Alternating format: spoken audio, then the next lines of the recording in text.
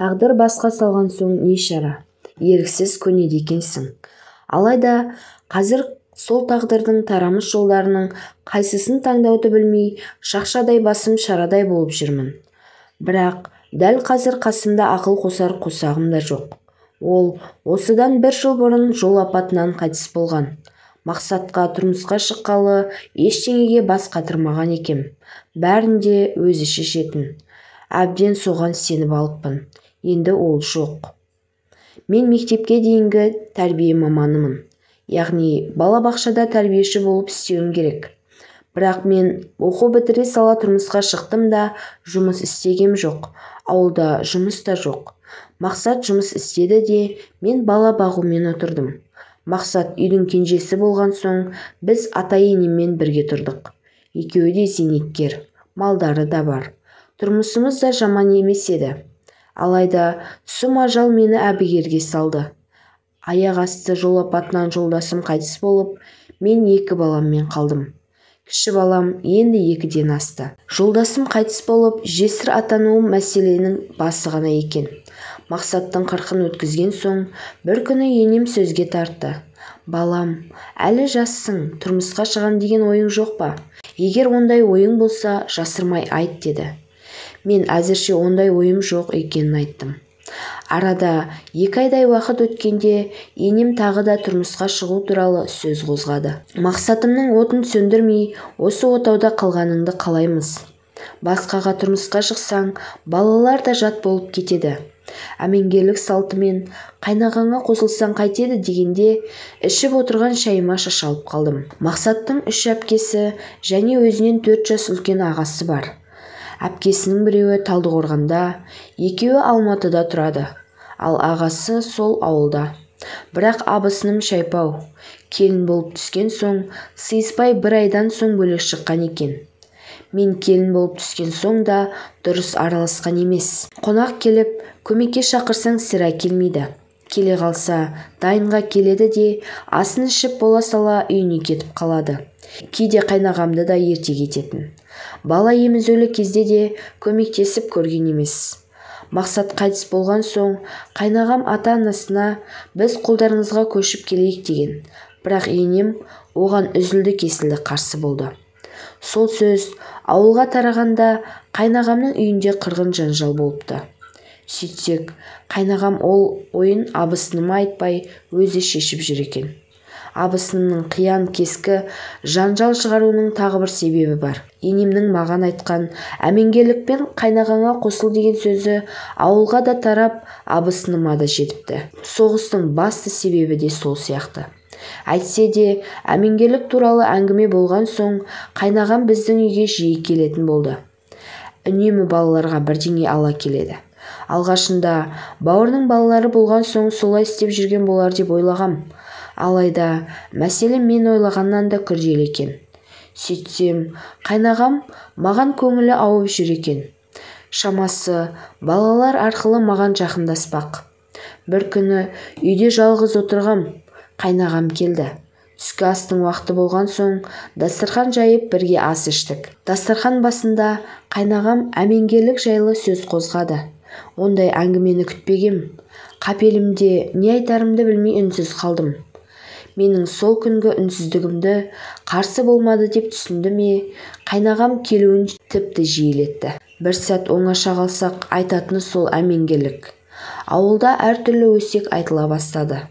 Сондықтан бұл әңгімеге нүкте қою керек деп ойладым да, сәтін тауып, қайнағаммен ашық сөйлесуге бел будым.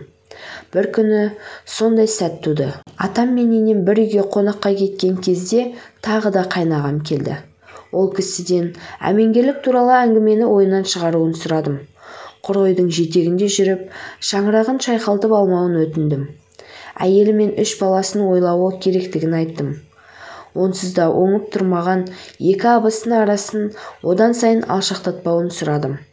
Қайнағам үнсіз тыңдап отырды да, бір кезде орнынан тұрып үйден шығып кетті. Сол әңгімеден кейін қайнағам 2 аптадай үйге келмеді. Онысын түсінгенге жорыдым. Бірақ мен қате ойлаған екем. Бір күні түс кезінде атам мал жақта жүрген, енем көршінің үйіне кеткен еді. Қайнағам келді. Үйде ата-енемнің жоқ екенін білген соң бірден әңгімеге көшті. Айжан, мен әйеліме бәрін айттым. Егер көнбесе қоямын. Саған үйленем.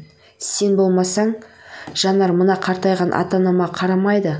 Сен басқа біреуге кетсең, бұлардың күні не болады? Ана балалар да жат болып кетеді, деді.